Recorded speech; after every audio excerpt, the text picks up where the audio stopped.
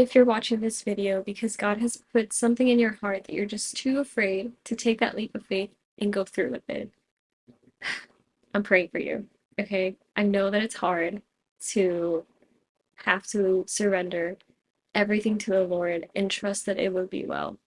But I want to start off with the words from the Catechism, which says that courage or fortitude is a virtue, and it's defined as the moral virtue that ensures firmness in difficulties and constancy in pursuing the good.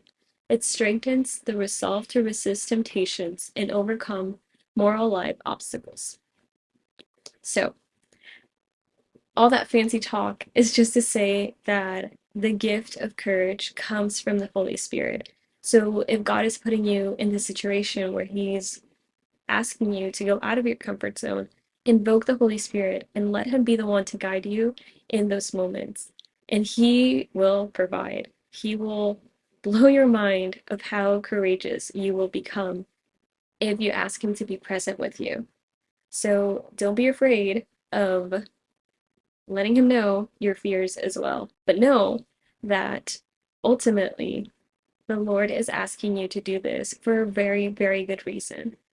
And I was talking to a friend about this a while ago because I was going through a situation where I knew I needed courage. The Lord was asking me to be very vulnerable, and it's scary, especially in situations when you've never experienced or gone through something similar. So you really have nothing else to go off of to know to have that assurance of like, oh, it's gonna be okay because you've never done something like it. So you don't know.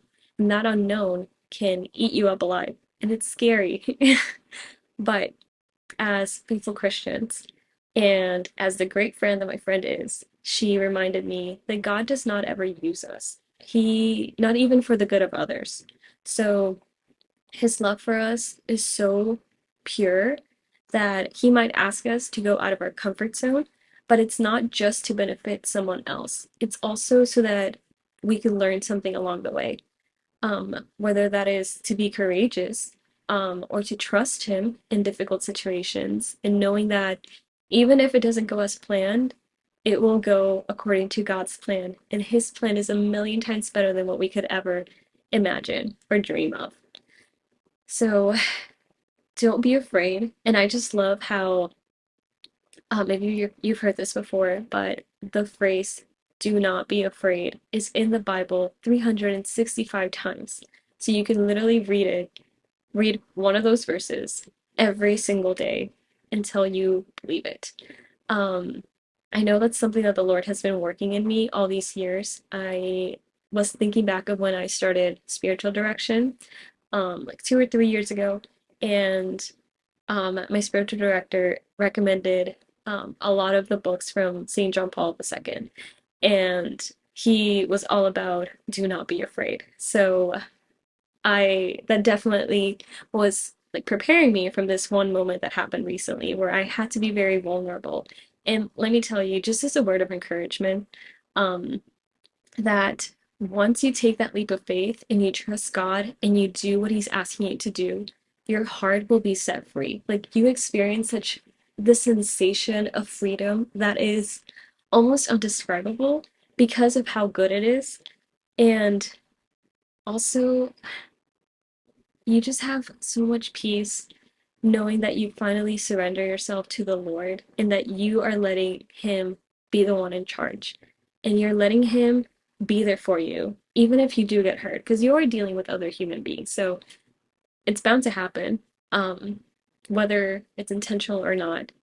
Um, we can hurt each other. And because you are just as capable of it as other people, you should be reminded that God's mercy is for everyone, including yourself and including those who hurt you too. So just I encourage you to take that to prayer and also keep in mind the words of Christ when he said, "In the world you have tribulations, but be of good cheer. I have overcome the world."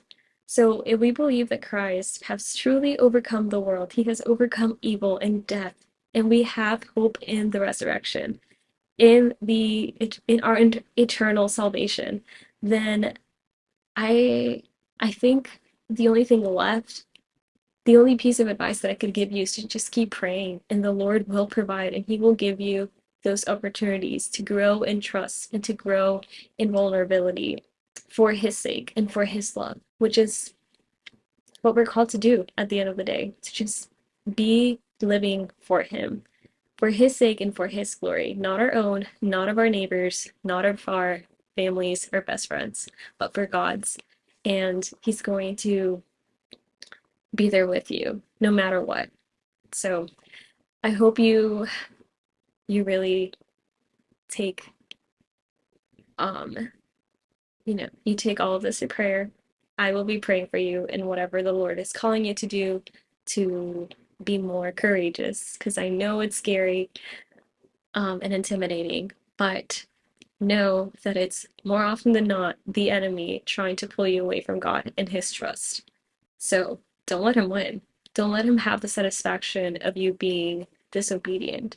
Um, Especially if you know the Lord has been making it very clear and giving you all the signs to push through and persevere in this one situation or call to action that he's put in your heart.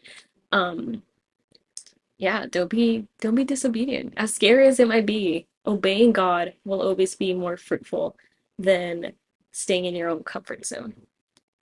Again, I am praying for you and you totally got this. You can do it. If you're doing it for God, all things are possible. So, God bless.